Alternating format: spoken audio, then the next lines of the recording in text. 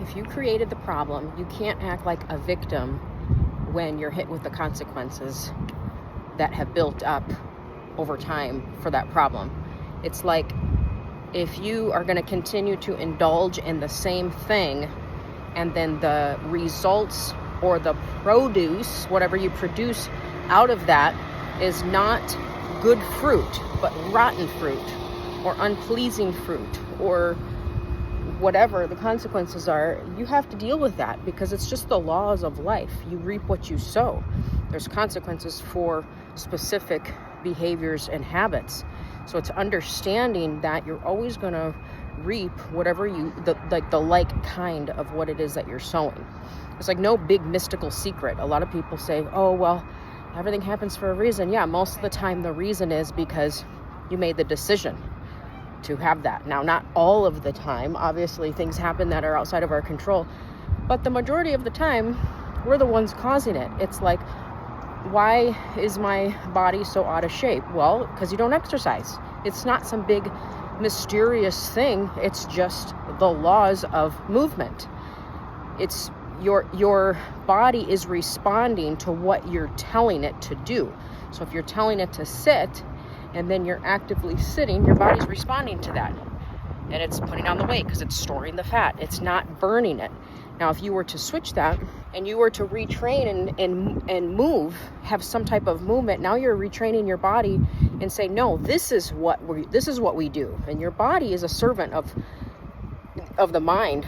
And whatever you are focused on, you're going to move into action. So it's really, we have so much more control than what we actually think. It's like, why am I in so much debt? Well, because you borrowed.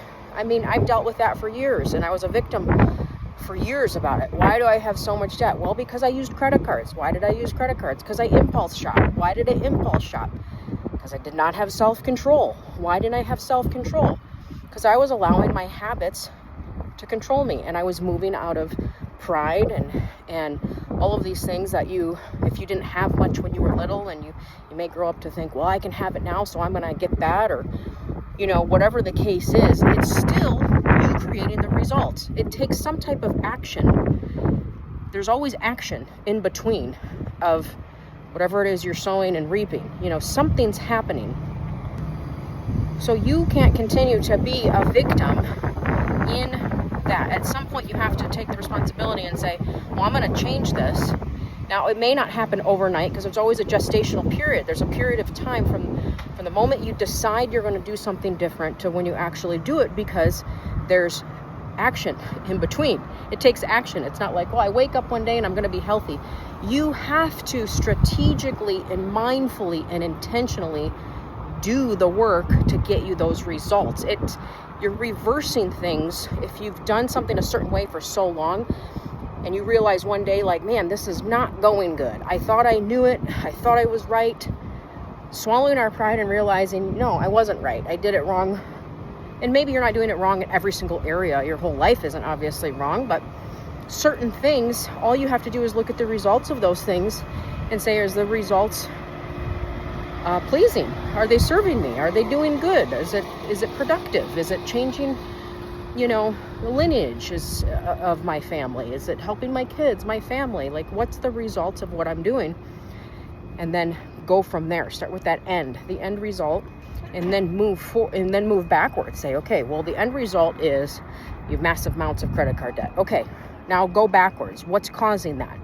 Well, the action in between that, first it's the thought of, I want this, I can have this, this belongs to me, I deserve this, whatever that trigger is, that impulse is. Well, then you're actually taking the action to then spend the money without thinking, and then you're stuck with the results of that, which could be high interest credit card debt that you can't pay. Then you're spending your life trying to pay those off, because now you're a slave to what you owe. I've done it. I did it for years, because to me the stuff was more, I liked having a nicer space. I'm going to make my house a home. And then the problem is all these girls on Instagram feed off each other, and they're like, I like stuff. We all like stuff. And they're using trendy audios. They think it's hilarious, and it's stupid. And then I'm going to make myself a home no matter what. Okay, you could do that without going crazy. Even even thrifting. A lot of people think like, well, I thrift. Well, thrifting's really not that cheap anymore. Prices have gone up everywhere. Now, yeah, you're buying secondhand, so it might not be coming directly like from China or whatever. You're repurposing stuff that's already in the US, but chances are you're spending way more money, because the whole mindset of a thrifter is, what can I find? What can I get today? What treasure can I find? It's the thrill of the hunt. You end up buying more unnecessary things, putting them in a collection you don't need, filling your home with it, and then you're a slave to that because it's fun. It's the thrill of the find. Now, there are some thrifters that are really mindful, and they thrift for what they need, and they're very intentional. Like, I'm going to go find this, and then they do that. I'm trying to block the wind here. But majority of it is thrifting as a mindset of, what can I get? What stuff you don't need? Oh, I found this, or I'm going to repurpose this. I'm going to spray paint this lamp and put a new lampshade on it. You really don't need another lamp, and then you're doing that. So it adds up.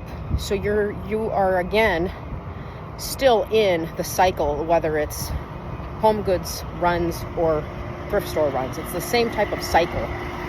So, you have to eventually look at the results of that. And if you like it, if there's no problem with it, and that's your thing, and you're like, I don't have a problem, I can blow all my money and do whatever I want to do, and I'm doing it, and that's different. Again, these videos are for the people who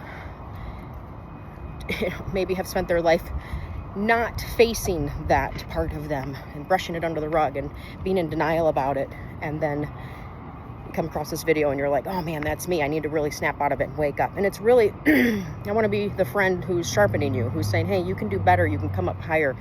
6 months from now, you could be you could be living in freedom. You could have so much more of a simpler life while you're elevating your standards, while you're coming up higher, while you are being healthy and strengthening the good relationships and cultivating in the community around you, because you're not wasting all your time on nonsense and ridiculous things. So it's very simple.